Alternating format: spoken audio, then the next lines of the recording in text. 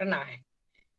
अभी दूसरा प्रश्न लेते हैं नीता का, परसेप्शन का प्रश्न है कि उसने कहीं पे सुना था कि you perceive and analyze things, mountain, trees, etc. as per your own karma.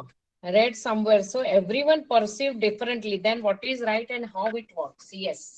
Perception को हम डेवलप होता है विवेक बुद्धि से, और विवेक बुद्धि आती है तपस्या से। जब आपकी पिछले जन्मों की तपस्या सत्कर्मों की बैलेंस इकट्ठा होती है तो यू आर एंडाउड विथ सत बुद्धि। अभी आपको मैं एग्जाम्पल के साथ बताऊंगी कि ये परसेप्शन कैसे काम करता है। बहुत टाइम पहले हम लोग दो कपल महाबलेश्वर पंचगिनी गए थे, तो we enjoyed nature very much. Tapola lake में बोटिंग किया, खूब आनंद लिया। वो दूसरे कपल में एक हार्डकोर बिजनेसमैन था। वो दूसरे ही दिन इतना रेस्टलेस हो गया कि बोले कि ये क्या, ये ट्री में, ये पानी में, माउंटेन में, ये देख के क्या, it is sheer time waste. क्यों हम लोग यहाँ है क्या देखने के लिए? I want to go back to my office and I want to work. तो हम सरप्राइज हो गए कि ये व्यक्ति कितना कमाने में मोनो हो गया है। तो इस जन्म में वो एक अच्छे कुल में पैदा हुआ, सब कुछ है, कुछ अच्छे कर्म है, पर परसेप्शन लेवल उसका क्या है, उसको कुछ भी प्रकृति की वैल्यू नहीं है। इसीलिए जो लोग प्रकृति की वैल्यू नहीं करते उन्हीं लोग प्रकृति के रिसोर्सेस को मिसयूज करते हैं। और जिसका परसेप्शन लेवल इतना अच्छा, दृष्टिकोण अच्छा होता है, विवेक बुद्धि अच्छी होती है, तो वो प्रत्येक प्राकृतिक तत्वों से उसको सूक्ष्म एनालाइज करके उससे गुण ग्रहण करते हैं कि हम पृथ्वी पे गुण ग्रहण करने आए हैं। उसका बेस्ट एग्जाम्पल है लॉर्ड दत्तात्रेय, कि जिन्होंने प्रकृति के 24 तत्वों को गुरु माना और उन्होंने हर एक से कुछ सीखा। अभी माउंटेन कोई आम आदमी देखेगा तो बोले, ज्यादा से ज्यादा बोलेगा कितना खूबसूरत है, ऊपर बादल आते हैं, बहुत कुछ अच्छा है, वो उसका वहां तक उसका परसेप्शन रहेगा। पर उन्होंने माउंटेन से सीखा कि माउंटेन मुझे लक्ष्य के प्रति अविचल गति करने का संदेश देता है। मतलब एक तपस्या, उन्होंने माउंटेन में तपस्वी के दर्शन किए कि तपस्वी तपस्या कर रहा है। उन्होंने ट्री को देखा, ट्री से उन्होंने कितना कुछ सीखा कि वृक्ष अपने प्रत्येक अंग को, उसकी बार्क ऑफ ट्रीज लो, लीव्स लो, फ्रूट लो, फल लो, हर चीज उसका फूल, हर चीज मेडिसिनल यूज में आती है, खाने में यूज कर सकते हैं, हर एक का फायदा है। मतलब हमारे जीवन का अर्थ है दूसरों के काम में आना, वही जीवन में, उसी में जीवन की सार्थकता है। फल, वृक्ष को पत्थर भी मारो तो वो आपको फल देता है। मतलब कोई मेरे से दुर्व्यवहार करे तो भी मैं मेरी अच्छाई नहीं छोड़ू, कभी भी मेरे अंदर उसके प्रति दुर्भावना पैदा ना हो। क्षमा का हाईएस्ट गुण हमें सिखाता है, वो हमेशा छांव देता है। तो कोई भी दुखी मनुष्य आए मेरे शरण आए कि मैं लाज रखूं, उसको छांव देने की, यानी कि सुकून देने की कोशिश करूं। वृक्ष की टहनी या फल आने पे झुक जाती है। तो मुझे लाइफ में जितना अचीवमेंट मिले इतना मैं विनम्र बनूं। तो ये हुआ दृष्टिकोण के, कोई व्यक्ति उसको खाली पर्वत समझता है, कोई उससे गुण सीखता है। माउंटेन से देख के माउंटेन पोज इन्वेंट हुआ योग में, कि भाई इस ये पोज करने से, माउंटेन पोज की प्रैक्टिस करने से आपके अंदर फर्म डिटर्मिनेशन जागृत होगा, लक्ष्य के प्रति आप इतने फर्म हो जाओगे। तो कितना गुण सिखाता है। तो ये हमेशा तपस्या से आता है। दूसरा एग्जाम्पल देती हूँ, परमहंस योगानंद जी बहुत यंग योगी थे, बहुत छोटी उम्र थी तभी, और छोटी उम्र में उनको हिमालय का अट्रैक्शन बहुत था। तो वो भी नेचुरली पिछले जन्म के संस्कार थे कि वो भाग भाग के हिमालयस की ओर जाते थे। तो उनको गुरु मिले युक्तेश्वर जी, मिलने के बाद भी उनका अट्रैक्शन कम नहीं हुआ था। तो एक बार उन्होंने आज्ञा मांगी कि मैं हिमालय जाना चाहता हूँ। उनके गुरु ने बोला कि माउंटेन माउंटेन है, वो तुझे, तेरे गुरु नहीं है। तो इनडायरेक्टली ही यूज्ड टू हिंट गेट, गुरु मिलने के बाद अभी तेरे को हिमालय जाने की क्या जरूरत है, यहीं तुझे सब कुछ मिल जाएगा। But he did not understand, because उनको बहुत अट्रैक्शन था। तो उन्होंने फिर से ये इच्छा दोहराई, तो युक्तेश्वर जी चुप रहे। उनकी चुप्पी में उन्होंने उसको कंसेंट लिया और वो तैयारी करने लगे हिमालय यात्रा की। अचानक उनको याद आया कि एक बिहारी पंडित जो उनकी स्कॉटिश चर्च स्कूल में संस्कृत प्रोफेसर है, उनका फ्रेंड लाहरी मासाई जी का बड़ा शिष्य था, जो क्रिया दीक्षा में काफी आगे निकल चुका था। तो वो भाग के उसके पास गए कि वो मैं उनसे क्रिया दीक्षा का कुछ अनुभव लेके जाऊं ताकि हिमालय में मैं प्रैक्टिस करूं। तो बोले उसका नाम क्या है? बोले राम गोपाल मजूमदार। बोले कहाँ रहते हैं? तो बोले रन बाजपुर वेस्ट बंगाल में तारकेश्वर के नजदीक रहते हैं। तो ये तो एड्रेस लेके उछल के कूद के निकल पड़े कि मैं मिलता हूँ और उनसे दीक्षा थोड़ा ज्ञान भी लेता हूँ, वो मुझे गाइड करेंगे। रास्ते में तारकेश्वर टेम्पल आता है। तारकेश्वर श्राइन बहुत फेमस है। तो वहां सिर्फ राउंड स्टोन है। वो अंदर गए और उनको वो मालूम था कि मिरेकुलस टेम्पल है, और कुछ भी हो टेम्पल तो है ना। फिर तो अंदर गए, पर उनके अंदर यंग योगी थे, थोड़ा जोश भी कुछ ज्यादा ही था। तो उन्होंने सोचा गॉड इज विद इन, वो तो मेरे अंदर है, मैं क्यों बाहर सब जगह पे माथा टेकूं। और वो बिना माथा टेके वहां से निकल गए। और बाहर निकलते काफी देर चलने के बाद उनको रास्ता नहीं मिला, तो उन्होंने किसी राहदारी को पूछा मैं कहाँ से रणबाजपुर पहुंच सकता हूँ। तो उसने बोला आगे क्रॉस रोड आएगा, वहां से लेफ्ट जाना। चलते रहे, चलते गए, रात हो गई, रात जंगल में बिताई, सुबह गांव में पहुंचे। गांव वालों को पूछा राम गोपाल मजूमदार। बोले यहाँ तो ऐसे ही नाम का कोई नहीं रहता। बहुत निराश हुए। वहां किसी ने उनकी आओ भगत की, खिलाया, फिर वो निकल पड़े। फिर चलते गए, चलते गए, फिर दूसरा दिन भी पूरा हुआ। तीसरे दिन इतने थक गए थे, जिसको भी पूछे बोले अरे थोड़ा ही आगे, थोड़ा ही आगे, पहुंच नहीं पा रहे थे। इतने थकान से वो बेहोश होने की तैयारी में थे, तभी किसी का हाथ कंधे पे आया। और उस व्यक्ति ने उनको बोला कि मैं रणबाजपुर छोड़ ही रहा था, पर मैंने तेरा इंटेंशन देखा कि तेरा इंटेंशन सही है, इसीलिए मैं तेरे को मिलने चला आया। वो बिहारी पंडित को कोई हक नहीं बनता कि वो तेरे को मेरा नाम बताए। तभी योगानंद जी को एहसास हुआ, मुकुंद को, कि अरे ये जिसको मिलने में इतना ढूंढ रहा हूँ, कश्मकश कर रहा हूँ, इतनी स्ट्रगल कर रहा हूँ, राम गोपाल मजूमदार यही है। तब उन्होंने प्रणाम किए। और तो फिर ही राम गोपाल जी ने उसको प्रश्न किया वेर इज गॉड। तो बोले तेरे हिसाब से ईश्वर कहाँ है? तो बोले ईश्वर मेरे अंदर है, सब जगह पे है। बोले अच्छा, सब जगह पे है तो क्या तारकेश्वर के उस स्टोन में नहीं है क्या? तो फिर उनको एहसास हुआ। तो बोले तूने वहां प्रणाम क्यों नहीं किया, अवहेलना करके तू निकल गया। तो मानो को पत्थर नहीं, मानो तो पत्थर है, मानो तो शिवलिंग है। तो ये परसेप्शन, ये संस्कार भी तपस्या से आते हैं। किंतु तपस्या करो तो ऐसे करो कि आध्यात्म भाव जगते सिद्धियों के पीछे जाने के बजाय स्वयं का इंट्रोस्पेक्शन की प्रोसेस हमेशा चालू रहनी चाहिए। नहींतर तपस्वी भी छोटी छोटी चीजों में फंस जाता है, और कैसे आगे गति होती है उसका एक एग्जांपल देती हूँ। एक मुकुंद स्वामी थे। और ये स्टोरी में ऐसे स्टोरी होती है, ये भी मैंने स्टोरी सुनी है एक जैन मुनि से। तो अकबर बादशाह की स्टोरी है कि अकबर बादशाह एक बार अपने महल के अटारी में बालकनी में खड़े थे, और अचानक उनका ध्यान रास्ते पे गया। तो रास्ते पे एक हिंदू सन्यासी जा रहा था, गले में रुद्राक्ष की माला थी, जटा बांधी हुई थी, कपाल पे तिलक था, और हाथ में कमंडल था, पाँव में चाकड़ी थी, और वो चल रहे थे। तो अचानक उनको पूर्व जन्म के संस्कार जागृत हुए, और उनको लगा कि अरे ये जीवन तो मैं जी चुका हूँ। अचानक उनकी लिंक लग गई, उनको एहसास हुआ कि पूर्व जन्म में वो भी एक हिंदू सन्यासी थे, और उनका नाम मुकुंद था। इलाहाबाद के त्रिवेणी नदी के किनारे उनका आश्रम था, और वो बहुत तपस्वी थे और तपस्या कर रहे थे, और उन्होंने जीवन भर गाय के दूध पे ही निर्वाह करने का सोचा था। और इसी तरह वो निर्वाह करते थे। उनके भक्तगण भी खूब थे, फॉलोअर्स इतने थे कि काफी लोग उनके आशीर्वाद लेने आते थे। एक बार कहीं कोई वजह से वो स्नान करके आ रहे थे कि उनकी काया, उस जमाने में छूताछूत चलता था, तो उनको लगा कि वो काया अपवित्र हो गई है। तो उन्होंने डिसीजन लिया कि मैं अभी ये काया को अग्निदेव को समर्पित करता हूँ। तो जैसे उनका डिसीजन फाइनल हुआ, वह बात भक्त गणों में फैल गई। लोग आने लगे, रोने लगे, उनको प्रार्थना करने लगे कि आप मत शरीर छोड़ो। फिर भी ये अड़िग रहे अपने निश्चय में। तभी इलाहाबाद के राजा भी आया अपनी रानियों के साथ उनके दर्शन करने।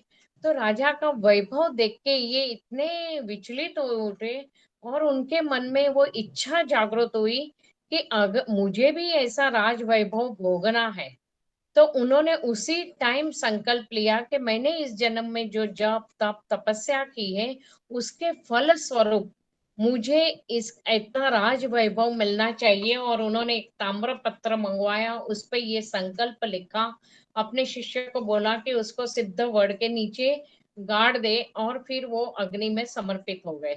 तो उनके 14 शिष्य जो इतने उनसे करीब थे, वो अपने गुरु के विरह को नहीं सहन कर पाए, वो भी अग्नि में कूद पड़े। वो ये घटना घटी 1598 महावद बारस को। और अकबर का जन्म हुआ 1599 कार्तक वध छठ को। मतलब दोनों के बीच में 8 महीना 24 दिन का फर्क है। अकबर को ये पूर्वा जन्म का स्मरण हुआ, और उसने चुपचाप अपने सैनिकों को गुप्तचरों को भेजा। बोले वो पर्टिकुलर सिद्ध वर्ड के नीचे खोदकाम करो, वो ताम्र पत्र मिलेगा। वो मिला, वो लेके आए। वहां कंफर्म हुआ कि वो ताम्र पत्र पे ये लिखा था। और बाकी आप देखो, हिस्ट्री तो कहती है अकबर वॉज वेरी कामी एंड क्रोधी राजा, पर बाद में वो हरिसूरी महाराज के जैन मुनि के संपर्क में आए, और फिर उसने अहिंसा धर्म भी अपनाया। तो तपस्या की उन्होंने, पर अपनी इच्छाओं तो कंट्रोल नहीं कर पाए, तो बाद में वो वैभव उनको कहाँ तक लेके गया। और अकबर की स्टोरी पढ़ो तो सब कुछ उसके पास था, वो इतना अकेला था कि उसके ही अपने उसको साथ प्रपंच करते थे राजगादी के लिए। और ये चीज वो जानता था, इसलिए अंदर से महादुखी था कि उसको लगा कि कहाँ मैं शहंशाह बन गया। तो एक गलती उसको कहाँ तक लेके गई। बाद में ऐसी घटनाएं घटी कि उसके अंदर वैराग्य भी हुआ, और उसने अहिंसा धर्म का पालन भी किया। तो ये उसके पूर्व जन्म के संस्कार थे। तो ये जो परसेप्शन है जीवन के प्रति, दृष्टिकोण, यानी हमारी एटीट्यूड, कौन सी घटना, कौन से पल हमारे जीवन में ट्रांसफॉर्मेशन लाएगा, और कहाँ से कहाँ वो हमें पहुंचा देगा, नोबडी नोज। इसीलिए कंटिन्यूअसली इंट्रोस्पेक्शन करना चाहिए, क्योंकि it is an on going journey. अभी फाइनली कंक्लूड करती हूँ, उसके बाद आपके गुरुजी उसमें कुछ ऐड करेंगे। कि सुखदेव जी ने तपस्या करके इतना विजडम पाया था, इतना उनके पास रियलाइजेशन तक पहुंच गए थे, कि जब वो महर्षि व्यास की पत्नी चेटकी के गर्भ में आए, बाहर निकलने को तैयार नहीं थे। 12 साल हो गए, उनकी माँ को पीड़ा होने लगी, गर्भ से बाहर ही नहीं आ रहे थे। सुखदेव, आप वार्तालाप सुनना, कितना ब्यूटीफुल वो संवाद है। व्यास जी पूछते हैं तू कौन है, क्यों नहीं बाहर आ रहा है। बोले मैं 84 लेक्स योनि में घूम चुकी हुई आत्मा हूं, मैं आपको क्या बताऊं मैं कौन हूं। क्या आइडेंटिफिकेशन है, मेरा कोई आइडेंटिफिकेशन नहीं है। तो फिर व्यास जी बोलते हैं तो फिर बाहर क्यों नहीं आता। बोले मैं बाहर आऊंगा तो वैष्णवी माया के स्पर्श से फिर से ये भव सागर में फंस जाऊंगा, इसीलिए मुझे बाहर नहीं आना, क्योंकि अभी मुझे फुल अवेयरनेस है। तो व्यास जी उसको आशीर्वाद देते हैं कि तेरे को वैष्णवी माया का स्पर्श नहीं होगा, बाहर आ जा। तो वो बाहर आके सीधा वन की ओर चलना शुरू करते। तो व्यास जी बोलते हैं अरे तेरे संस्कार तो करूं, उपनयन संस्कार भी बाकी है, सारा कुछ बाकी है। 12 साल के बाद बाहर आया है। बोले मेरे को कोई संस्कार नहीं कराने, बिकॉज ये सारा मेरा पिछले जन्मों में हो चुका है। तो बोले फिर वो उनको महत्व समझाते हैं कि गृहस्थाश्रम का भी अपना महत्व है। पुत्र दर्शन से पितृ ऋण पूरा होता है, पौत्र दर्शन से देव ऋण पूरा होता है। तो वो बोलते हैं कि अगर ऐसा ही होता तो गीध को तो इतना लंबा, ईगल इतना लंबा जीता है, पीढ़िया देखता है, फिर भी उसका मोक्ष नहीं होता। टोटल मिला के वो इतनी हर चीज का लॉजिकल रिप्लाई देते हैं, और फाइनली तपस्या में चले जाते हैं कि मेरे को ये सब लफड़े में जाना नहीं है, और मुझे जो अवेयरनेस आज ये जन्म में है, मुझे उसका फुल फायदा लेके फाइनली मोक्ष तक जाना है। तो ये बहुत ही अच्छा प्रश्न नीता ने पूछा कि हम खाली माउंटेन ट्रीज क्या, जीवन की प्रत्येक घटना का इवेल्युएशन हर व्यक्ति अपनी दृष्टिकोण से करेगा, अपनी विवेक बुद्धि से करेगा। इसीलिए बोलते हैं कि हर एक प्रत्येक घटना की दो बाजू होती है। जो नेगेटिव व्यक्ति होगा वो उसकी नेगेटिव साइड को देखेगा, पॉजिटिव नेगेटिव में भी पॉजिटिव देखेगा, कितना भी डार्क क्लाउड होगा वो उसमें सिल्वर लाइनिंग देखेगा। और ये विजडम, ये सत बुद्धि हमेशा तपस्या से आती है। तो जब भी तपस्या करे, कभी जब भी प्रार्थना करे, तो लिस्ट ऑफ रिक्वायरमेंट रखने के बजाय एक चीज हमेशा मांगनी चाहिए, वो है सद्बुद्धि। विजडम होगा तो जीवन के सारे कर्म सही हो जाएंगे। ये मेरा दृष्टिकोण है नीता। उसमें आप फिर बाद में your view you can suggest. Hello everybody. Actually इन्होंने जो बोला कि सद्बुद्धि और सही दृष्टिकोण, तो सही दृष्टिकोण के ऊपर और भी कई सारे एग्जाम्पल दिए जा सकते हैं। जैसे कि कोहिनूर का हीरा हो और वो हीरे को आप किसी व्यापारी के दुकान में रख दो, तो आपको कैसा अनुभव होगा? कि आपको क्या लगेगा कि ये कोई बहुत बड़ा कोहिनूर जैसा हीरा है कि कोई सामान्य हीरा है?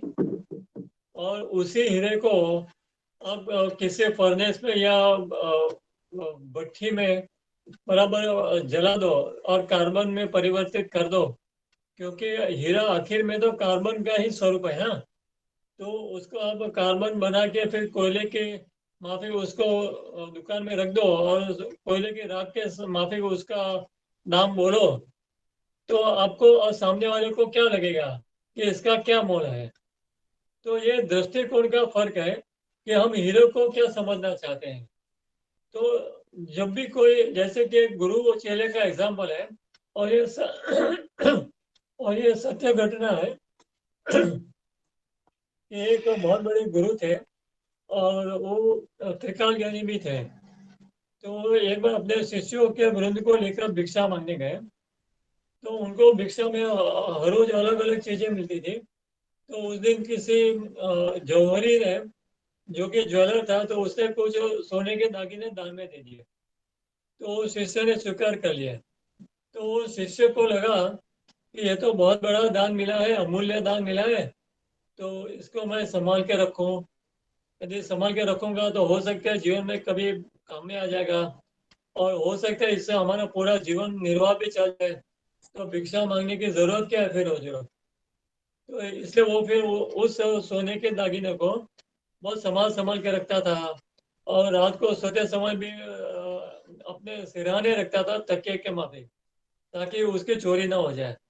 तो गुरु भी चुपचाप ये सब देख रहे थे, और दया भी आ रही थी उनको कि ये साधु के वेश में मेरे साथ घूम रहा है, और उसका ध्यान कहाँ गया है, उसका दृष्टिकोण कहाँ है कि ये सोने के मुंह में पड़ गया, तो फिर उसने घर क्यों छोड़ा, संसार क्यों छोड़ा?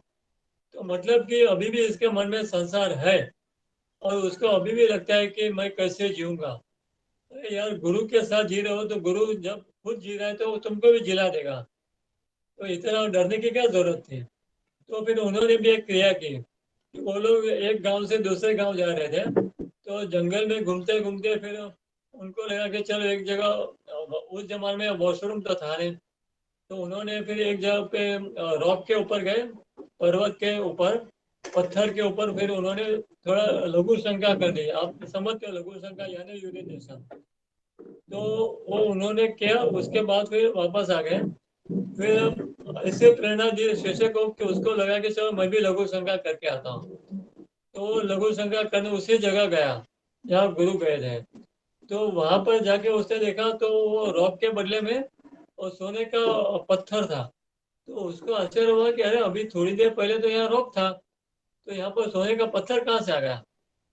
तो फिर वो दौड़ के वापस आया गुरु के पास, और उससे बोला, गुरु जी यहाँ तो सोने का पत्थर है। तो वो हंसने लगे। उन्होंने बोले कि तेरे को दृष्टि भ्रम हुआ है, तेरा दृष्टिकोण सुधर और जरा वापस जाके देख के क्या है उधर। तो वापस वहां दौड़ के गया तो उसने देखा कि वो सोना नहीं, वहां पर तो रॉक जैसा रॉक था, पत्थर जैसा पत्थर था। तो फिर उसका आश्चर्य हुआ कि अरे अभी थोड़े क्षण पहले तो यहाँ पे सोना दिख रहा था, तो अभी ये पत्थर कैसे हो गया? तो वो वापस आया गुरु के पास।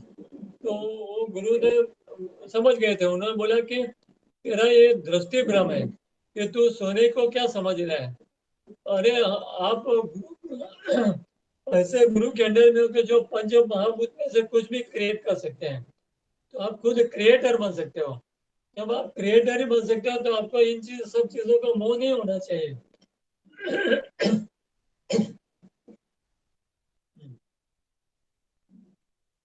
तो अध्यात्म भी बहुत डीप है।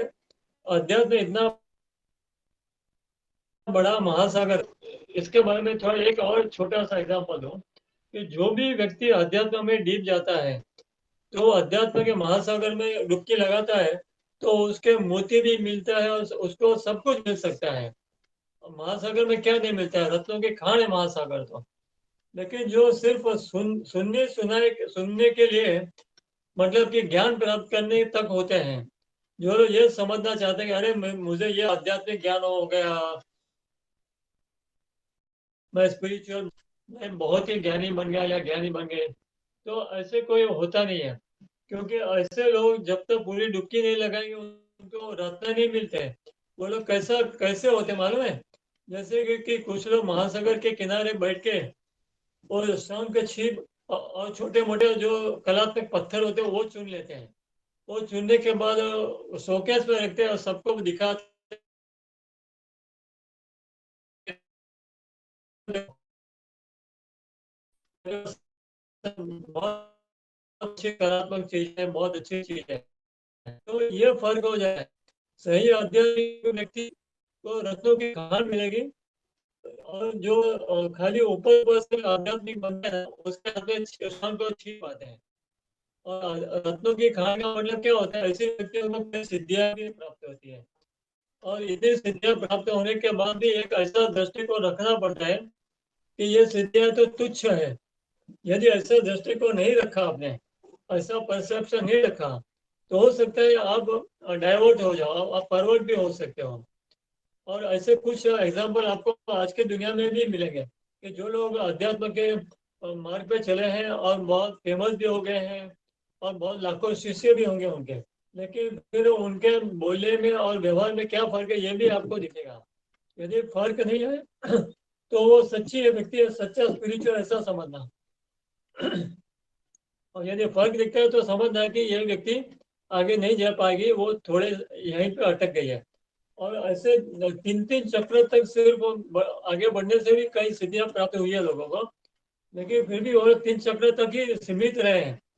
वो क्योंकि उसमें रिद्धि सिद्धियां बहुत मिल जाती है, तो आदमी वहीं पे अटक जाता है, वहीं पे इम्प्रेस हो जाता है। अभी भी किसी भी व्यक्ति से या किसी भी वस्तु से इम्प्रेस नहीं होना है। जैसे कि अभी आपके गुरु माँ ने बताया कि वो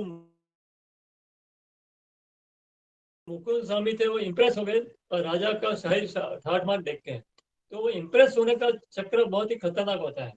यदि आप किसी भी चीज में न्यूट्रल भाव रखोगे, मध्यम भाव रखोगे, किसी भी व्यक्ति से भी नहीं, किसी करोड़ाधिपति से भी नहीं, और किसी छोटी मोटी व्यक्ति से भी नहीं, क्योंकि हर व्यक्ति में कुछ ना कुछ पॉजिटिव नेगेटिव तो होता ही है। अब यहाँ पर जब पॉजिटिव नेगेटिव की बात आती है, तो हम डे टू डे अफेयर की भी बात करें कि हमारा perception day to day affair में कैसा होता है और कैसा होना चाहिए। जैसे कि पति पत्नी का रिश्ता है, और मैं मतलब पकड़ो कि लाइफ पार्टनर का रिश्ता है, फिर पकड़ो पेरेंट्स और चिल्ड्रंस का रिश्ता, फिर समझो कि मित्र मित्र के बीच का रिश्ता, और फिर लो बॉस और उनके जूनियर का रिश्ता, एम्प्लॉयज का रिश्ता। ये सारे रिश्तों में दृष्टिकोण, सही दृष्टिकोण ही बहुत इंपॉर्टेंस रखता है। जो यथार्थ ज्ञान किसको बोलते हैं? आपको यथार्थ ज्ञान है तो आप सामने वाला कुछ भी बोलता है, चाहे वो लाइफ पार्टनर हो, चाहे पेरेंट्स हो, चाहे चाइल्ड हो, चाहे मित्र हो, चाहे बॉस हो, चाहे एम्प्लॉय खुद हो, सभी लोगों को एक न्यूट्रल परसेप्शन रखना आवश्यक है। यदि नहीं रखेंगे तो क्या होगा? अर्थ का अनर्थ करेंगे। पति पत्नी के बीच में झगड़े क्यों होते हैं? जनरल कोर्स में क्या होता है कि या तो पति कुछ बोलता है तो पत्नी उसका नेगेटिव अर्थ लेके बुरा लगा लेती है। तो पति को भी लगता है अरे यार ये क्या हो गया, अभी उसको समझाना पड़ेगा, मनाना पड़ेगा।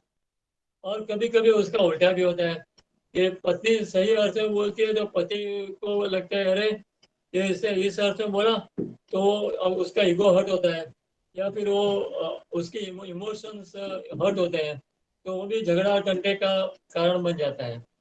तो इस तरह से आप देखो, तो सारी जिंदगी निकल जाती है कई कपलों के बीच में कि बस एक दूसरे को समझते ही नहीं है। समझने समझाने की बात भी नहीं होती है, ये परसेप्शन की बात है। जैसे नीता ने पूछा परसेप्शन, तो परसेप्शन तो हर्ट है। फिर आगे रहा पेरेंट्स और चिल्ड्रंस, तो इनमें भी ऐसा ही होता है कि पेरेंट्स सही अर्थ में बोलेंगे तो चिल्ड्रंस हो सकता है नेगेटिव अर्थ में ले दुखी हो जाए और फिर उनका भी मनाना पड़े। और कभी कभी बच्चे भी बहुत अच्छे होते हैं और वो सही अर्थ में सही चीज बोलते हैं तो बड़े लोग मानते नहीं। वो लोग समझते हैं कि ये मुझे कुछ ऐसा उल्टा सीधा क्यों बोलता है।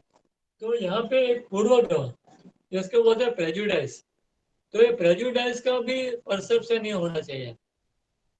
फिर रहा ये बॉस और एम्प्लॉय के बीच में, ये बहुत बहुत इम्पोर्टेंट इश्यू है आज के तारीख में भी।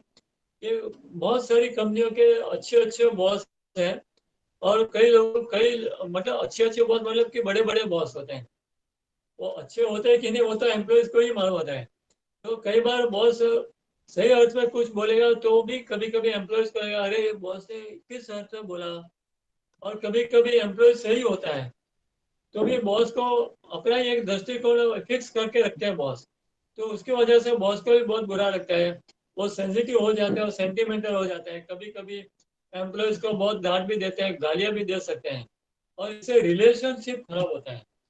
तो रिलेशनशिप अच्छी बनाने के लिए भी हमारा परसेप्शन सही होना बहुत आवश्यक है। कोई भी रिलेशनशिप हो, आपको यदि कोई भी संबंध बरकरार रखना है, लंबा चलाना है, तो ध्यान रखना कि कभी भी अपना दृष्टिकोण न्यूट्रल रखो, मध्यम रखो या पॉजिटिव रखो। क्योंकि यदि आप नेगेटिव रखोगे या पूर्वग्रह से पीड़ित जवाब दोगे तो आपका रिलेशनशिप कभी भी हमेशा के लिए बचेगा नहीं। आपको अच्छे लोगों की यदि वैल्यू है तो आप अपना परसेप्शन हमेशा पॉजिटिव ही बनाए रखो। तो हो सकता है आपको धीरे धीरे बाद में भी रियलाइज होगा कि मैं गलत था या गलत थी। अच्छा वहाँ मैंने चुप रही। हाँ हम चुप भी रह सकते हैं, यदि हमें लगता है हम कहीं गलत हो सकते हैं तो हम चुप भी रह सकते हैं। तो इस तरह से हम चुप भी रहेंगे ना तो भी हम हमारा रिलेशनशिप बचा पाएंगे। अनीता, सेटिस्फाइड परसेप्शन यानी दृष्टिकोण नेचुरली वो सत्कर्म से सद्बुद्धि आती है, दुष्कर्म से दुर्बुद्धि आएगी। मैंने गुरु लाइन में देखा है, गुरु जी के पास ऐसे लोग मैंने देखे थे कि एकदम रॉ थे, मतलब perception level was very very less, जिसको योग में थोड़े मूढ़मती भी बोलते हैं। पर कुछ कर्म अच्छे हुए होंगे कि गुरु के पास पहुंच गए, पर सेवा करते करते करते अंदर के लेयर्स और जल पीते पीते इतनी सफाई हुई कि आज जब मैं उनकी बातें सुनती हूँ तो मुझे इतना खुशी होती है कि जब ये आया था गुरु लाइन में और गुरु जी के पास तब क्या था और आज उसमें कितना पॉजिटिव चेंज आया। तो ऐसे सेवा से और सत्कर्म से आपके जीवन का दृष्टिकोण बदलता है। और इसीलिए ये परम सत्य है कि इंसान बाहर से एक दिखता है, क्या है उसको चमड़ी है, उसका इंटरनल एनाटॉमी सेम है, फर्क क्या है उसके दृष्टिकोण में फर्क है, सोचने का फर्क है। सोचने से उसकी कर्मिक पैटर्न बदलती है, फीलिंग पैटर्न बदलती है। तो परसेप्शन तो मेन चीज है। तो ये चेंज हुआ, गुरु उसी पे तो काम करता है कि जीवन का रवैया, देखने का रवैया, प्रत्येक घटने इवेल्युएट करने की स्टाइल और उससे सोचने का तरीका को सही दिशा दो, जीवन सही हो जाएगा। इसीलिए धनतेरस पे पहले गणपति बना के सिक्का ब्लेस करते हैं, उसके बाद लक्ष्मी का सिक्का ब्लेस करते हैं कि सद्बुद्धि इज वेरी इंपॉर्टेंट। क्लियर नहीं था? पिछला सवाल में देखा, जो Yes, yes, Guruma. Ekdam clear. Thank you. ना? Yes, yes, Guruma.